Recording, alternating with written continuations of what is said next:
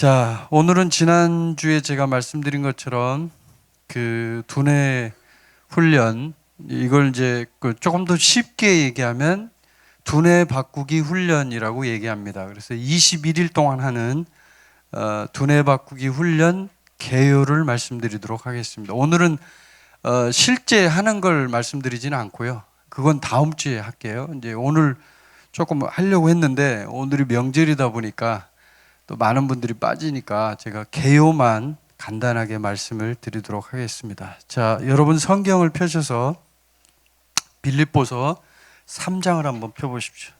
빌립보서 3장 13절, 14절 한번 펴보십시오. 예, 3장 13, 14 같이 한번 읽어보겠습니다. 시작. 형제들아, 나는 아직 내가 잡은 줄로 여기지 아니하고 오직 한 일, 즉 뒤에 있는 것은 잊어버리고 앞에 있는 것을 잡으려고 표대를 향하여 그리스도 예수 안에서 하나님이 위에서 부르신 부름의 상을 위하여 달려가노라. 아멘. 자, 사도 바울이 얘기하고 있습니다.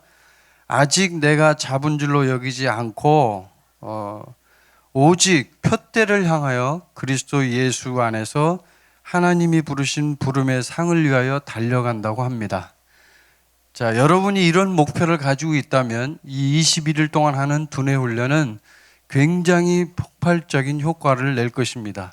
그런데 그런 목표를 가지지 않으면, 표대가 없으면요, 중간에 탈락할 확률이 아주 높다고 보셔야 합니다.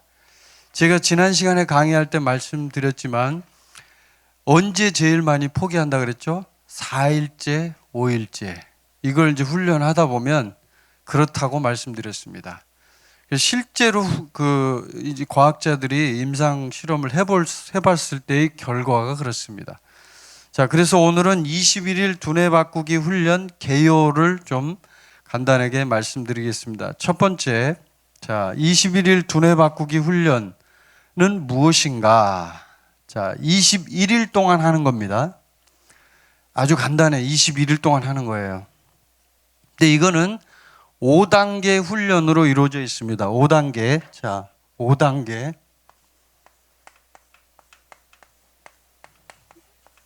5단계요, 5단계. 1단계부터 5단계까지 있다는 얘기죠.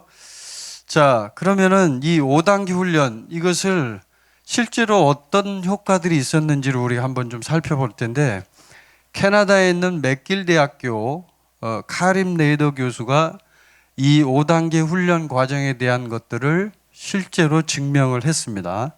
그리고 캐롤라인 리프 박사가 이 책을 쓰신 분이 이 과정의 전체 내용을 연구하시고 쓰신 분인데, 이 캐롤라인 리프 박사가 수년 동안 남아공에 있는 소웨토 지역에 아이들을 이제 훈련했습니다. 몇 년 동안 한 거예요. 근데 이제 이 아이들이 어떤 아이들이냐면 굉장히 사회적으로 또 가정적으로 어려운 애들, 또 뭐 여러 가지 정신적으로 문제가 있는 애들, 또 해결될 기미가 없는, 또 학습 장애가 있는 많은 문제들이 있는 애들이 대부분이었답니다. 이 박사님이 실제로 이 5단계 훈련을 해봤던 아이들이요, 남아공 소웨토 지역의 아이들인데, 이 아이들을 데리고 그 아이들을 대상으로 실제로 수년 동안 했던 이 실험이었어요. 실험이지만 그분에게는, 아이들에게는 실제죠. 실제 그걸 한 거니까, 애들은 훈련을 받은 거니까. 그런데 놀라운 일이 일어났어요. 그렇게 이제 훈련하고 있는데 어느 날 미국에 있는 하버드 대학에 있는 그 연구팀이, 이 교육을 전문적으로 연구하는 팀이 이제 남아공에 방문을 하게 됩니다. 그래서 남아공에 있는 이 리프 박사와 만나서 거기 소웨토 지역에 있는 아이들과 현재 하버드 대학에서 공부하고 있는 대학생들과의 그 두 그룹을 비교해서 연구하는 그 일들을 이제 해보게 됐습니다. 근데 해봤더니 놀라운 일이 일어났어요. 하버드 학생들과 소웨토 지역의 아이들한테 어떤 질문을 한번 해봤냐면, 너희들 학교 공부가 재밌니? 즐겁니? 어떠니? 라고 이렇게 물어봤어요. 그랬더니 그 소요트 지역에 있는 아이들의 대답 95%였어요. 여기 통계에 나오면 95%의 아이들이 저는 학교 가고 싶어요. 너무 좋아요. 학교 방학도 싫어요. 막 이렇게 95%가 대답을 했어요. 그런데 특이한 건 하버드 대학, 전 세계에서 가장 최고의 대학이라고 할 수 있는 이 하버드 명문 대학에 있는 학생들의 80%는 어떻게 대답을 했냐면 학교 가기 싫어요. 나 우울해요. 나 공부하기 싫은데 억지로 하는 거예요. 이렇게 얘기한 거예요. 80%의 학생이요. 그래서 이 과학자들이 이 비교 연구를 한 뒤에 충격을 받았어요. 어떻게 이렇게 될 수가 있을까? 근데 그 이유는요, 저는 그렇게 생각해요. 이 리프 박사도 얘기하고 있지만, 진짜 이 배우는 것이 무엇인지에 대한 어떤 진정한 어떤 가치들을 이 아이들은 알기 시작했거든요. 그리고 아까 말한 것처럼 두뇌를 바꾸는 훈련을 하잖아요. 이 박사님이. 두뇌를 바꾸는 훈련할 때 그냥 무조건 긍정적인 사고를 넣어준다고 해서 해결될 문제가 아니거든요. 이거는. 그래서 그 부분을 집중적으로 훈련했다고 합니다. 이 두뇌를 바꾸기 위해서 영적인 부분을 개조하기 위해서 거의 학교 수업이 예배처럼 이루어졌다고 합니다. 이 리프 박사의 간증이에요. 학교 수업을 하는데 거의 예배처럼 했다는 거예요. 그러면 우리 저 미라클 학교하고 비슷하다는 얘기죠. 이제 그런 식으로 이루어졌다는 것을 얘기합니다. 그랬을 때 수년 동안 이 훈련을 해보니까 남아공에 있는 그 아이들이, 많은 아이들이 회복이 되고 변화가 일어나고 놀라운 결과가 나오게 되었다고 합니다. 자, 그러면 이제 두 번째 21일 두뇌 바꾸기 훈련은 어떤 효과가 있는가를 좀 이렇게 몇 가지만 한번 간단하게 살펴보도록 하겠습니다. 자, 여러분, 그때 우리 공부할 때 가소성이라는 얘기 들어보셨죠? 가소성이 무슨 뜻이에요? 가소성? 가소성은 변화될 수 있다. 이거는 곧 변화될 수 있다라는 것을 얘기합니다. 변화가 일어날 수 있다라는 게 가소성이에요. 근데 이 가소성의 원칙으로 두뇌를 보면 두뇌는 항상 변화될 수 있는 여지를 갖고 있습니다. 우리의 두뇌가. 그래서 이 두뇌 바꾸기 훈련, 21일 동안 하는 훈련이죠. 자, 21일 동안 하는 훈련이에요. 딱 21일 동안 하는데 이 21일 훈련이 왜 21일로 정해져서 나왔냐면 그것이 바로 두뇌를 변화시키는 이 가소성의 원칙에 의해서 나온 겁니다. 이 가소성이 어떻게 작용하냐면, 자, 첫 번째 7일, 1일부터 7일 동안 두뇌가 한번 변화됩니다. 과학적인 얘기를 하는 거예요. 그 다음에 8일부터 14일 동안 또 두 번째 사이클로, 사이클이 3번 있어요. 15일부터 21일까지 이렇게 3번의 사이클에 걸쳐서 두뇌가 변화가 된다고 합니다. 이게 3번의 사이클이 이제 21일 동안 돌아가는 거죠. 참 신기한 거는 어쩌면 말하지도 않았는데 이게 지금 어떻게 되는 거예요? 한 사이클이 며칠이에요, 여러분? 7일이죠. 정확히 7일이에요. 한 사이클이 7일 동안 이루어져 있습니다. 7일은 우리가 성경에서 뭐예요? 하나님이 만들어 놓은 완전한 숫자이면서 동시에 우리 인류가 생활하는 기본적인 생활 패턴의 단위예요. 일주일을 단위로 우리가 생활하잖아요. 맞죠?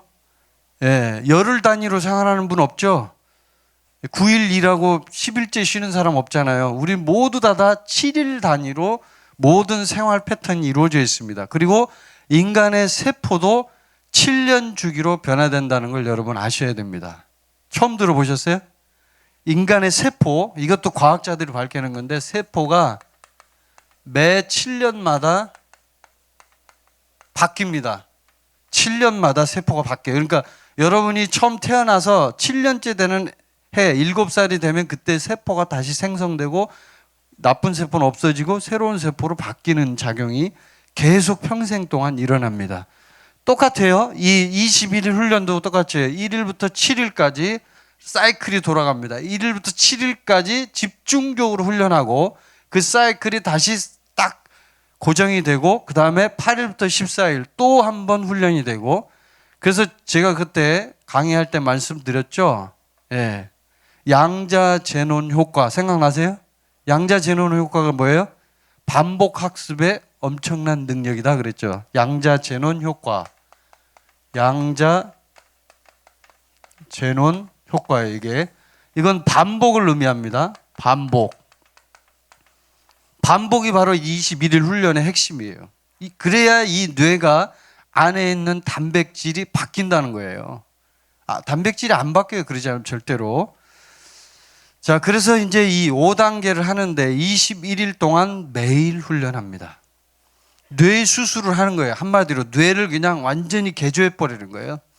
그 의사가 칼을 들고 병원에 가서 뚜껑을 열고 수술을 안 했다 뿐이지 실제로 과학자들이 연구를 해보면 이 훈련하면 21일 동안 뇌 수술을 하는 것과 같다는 겁니다. 네, 이해가 되세요? 네. 왜 뇌 수술과 같아요? 우리의 생각이 단백질을 바꾸기 때문에. 계속 공부했잖아요, 지금. 계속. 비물질이 물질을 바꾼다.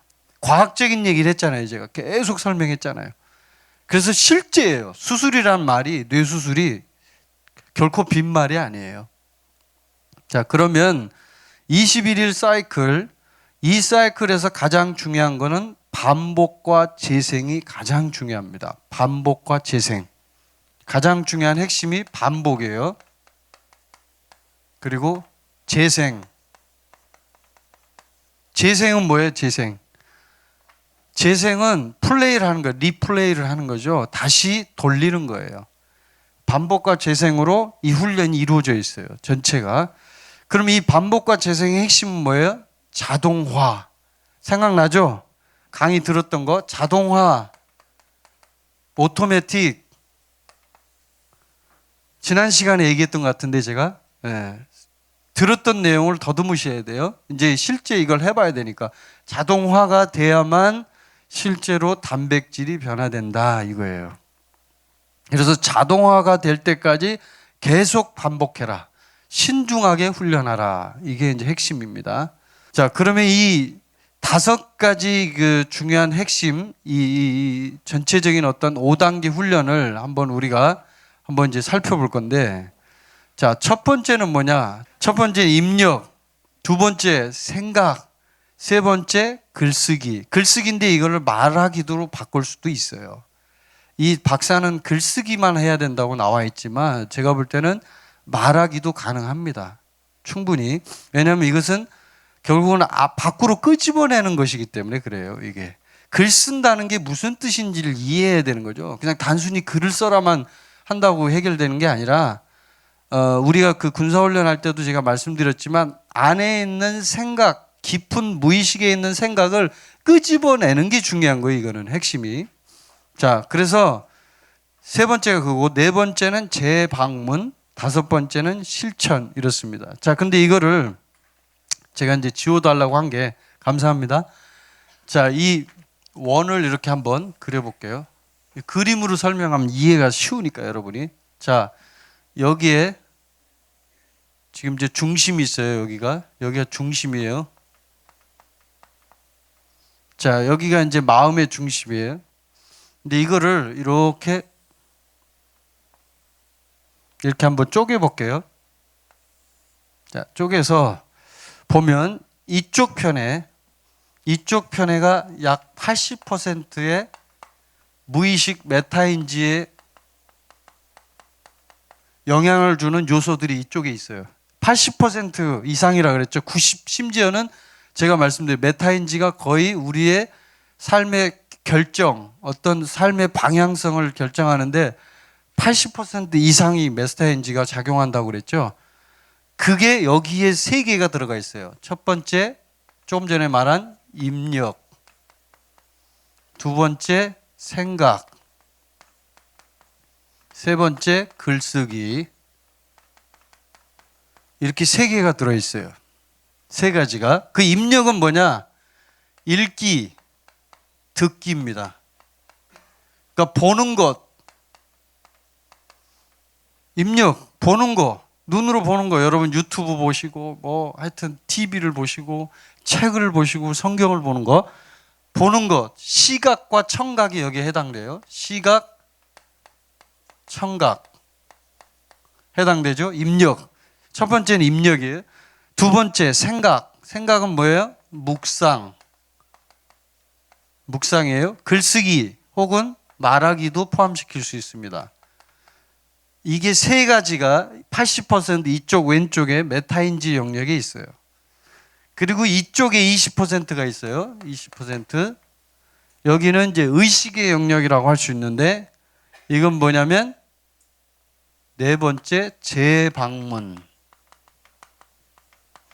다섯 번째 실천, 이렇게 두 개가 들어 있습니다. 자, 그림으로 보니까 이해가 좀 더 쉽죠. 예. 자, 그러면 이제 이거를 조금 더 설명해 볼게요. 첫 번째 입력. 입력은 뭐예요? 시각과 청각으로 받아들이는 모든 것을 얘기합니다. 듣는 것, 보는 것, 읽고 듣는 것, 모든 것이 해당이 됩니다. 그러면 이 입력 부분에 있어서 만약에 문제가 일어나면 거꾸로 얘기를 해볼게요. 입력에서 지금 보는 것, 듣는 것이 잘못되면 어떻게 될까요? 그것이 생각과 여기에 글쓰기 말하기에 영향을 미치겠죠, 당연히. 그럼 이것이 메타인지 전체에다 영향을 주겠죠. 그럼 그것이 계속 쌓아지는 거예요, 그 과정이. 그러니까 입력이 매우 중요합니다. 1번 입력이. 자, 두 번째 생각. 생각은 왜 중요하냐면 묵상인데 이 묵상을 통해서 실제로 과학자들이 뇌 속을 연구해 보니까 뇌의 뉴런이 있는데 세포에 그 뉴런이요 어떻게 생겼냐면 나무 모양처럼 생겼어요. 근데 그 나무 모양이 처음에는 이 입력 단계에 있어서는 가지처럼 조그만한 그런 형태로 이루어져 있대요. 근데 두 번째 단계 생각으로 가면 묵상을 하는 단계로 가잖아요. 그 가지가 더 커진답니다. 더 크기가 커진대요. 그리고 이 생각이 더 발전돼서 글쓰기까지 나아가면요.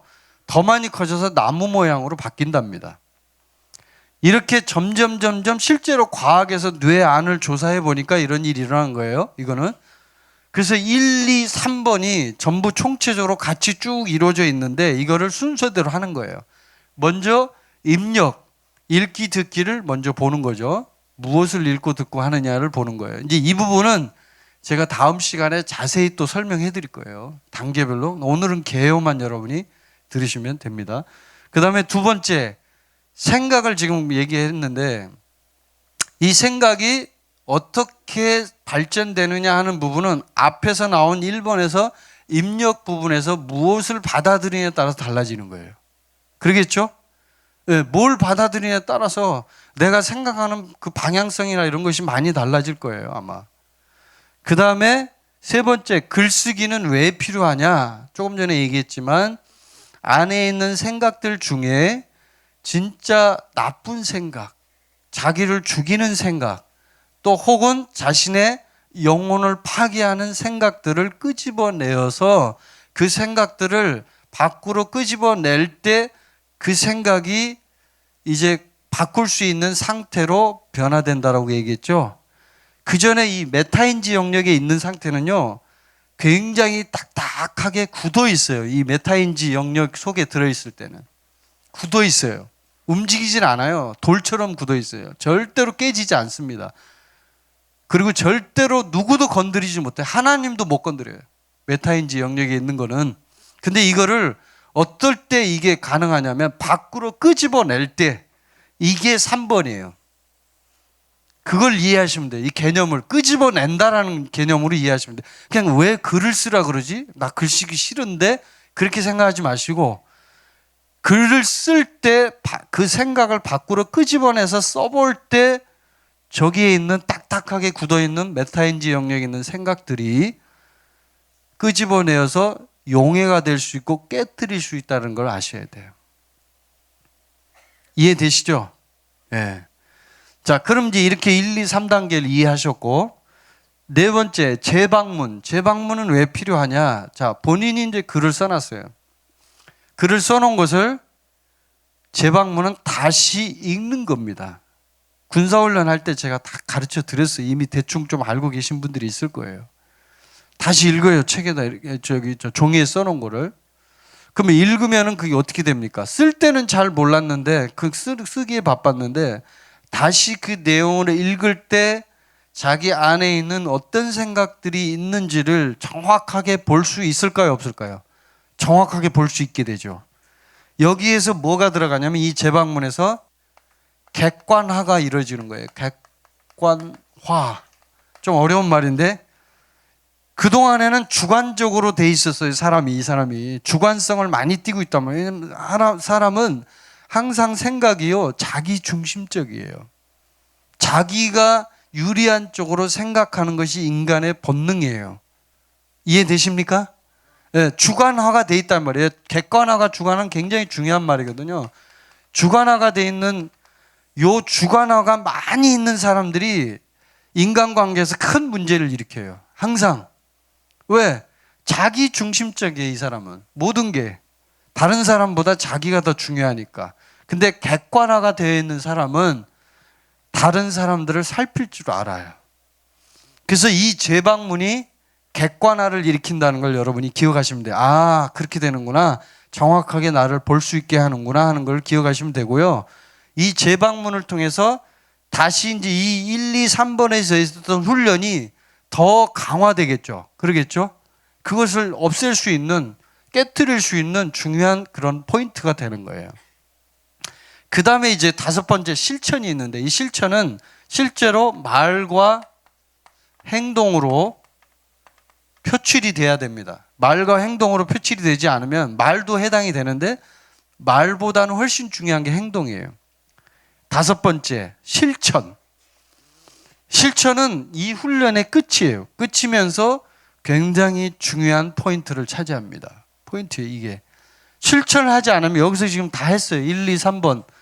재방문까지 했어요. 근데 실천을 안 해. 그러면 이쪽에 1번부터 다시 돌아가서 다시 해야 되는 거예요.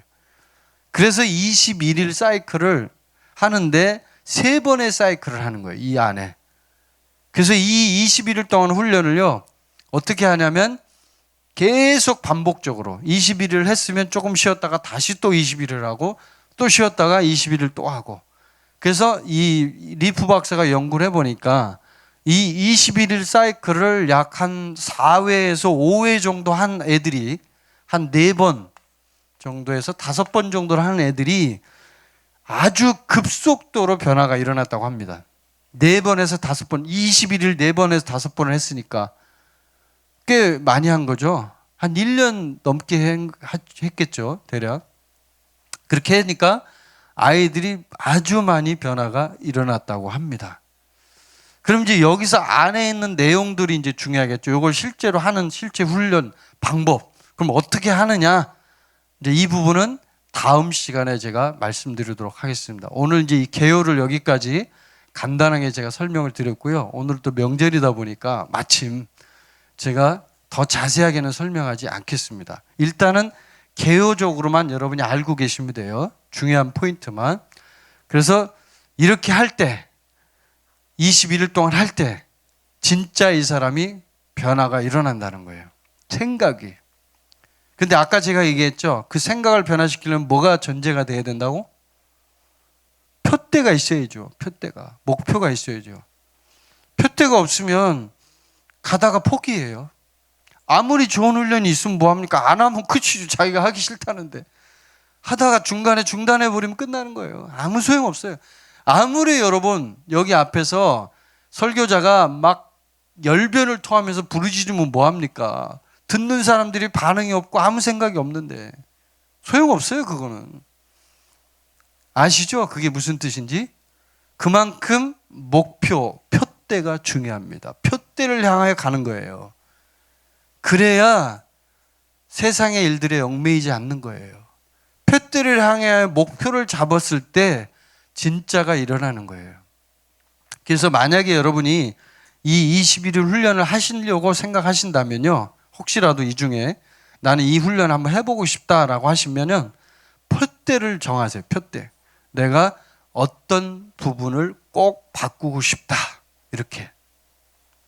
목표를 정하세요. 내 생각 중에 어떤 생각, 진짜 나는 이 생각 정말 싫은데 나는 왜 이럴까 하는 거 있죠. 그런 거를 여기다 집어넣어서 바꾸세요.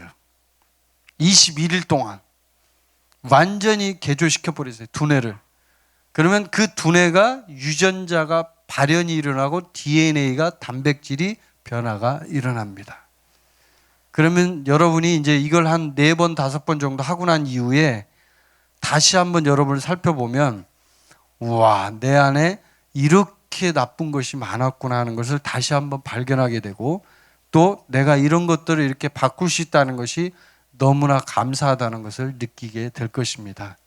자, 우리 다음 시간에 계속해서 이 부분을 좀 구체적으로 이제는 오늘 이해를 했잖아요. 1단계부터 5단계까지 이 부분을 구체적으로 다음 시간에 강의하도록 하겠습니다. 기도하시겠습니다.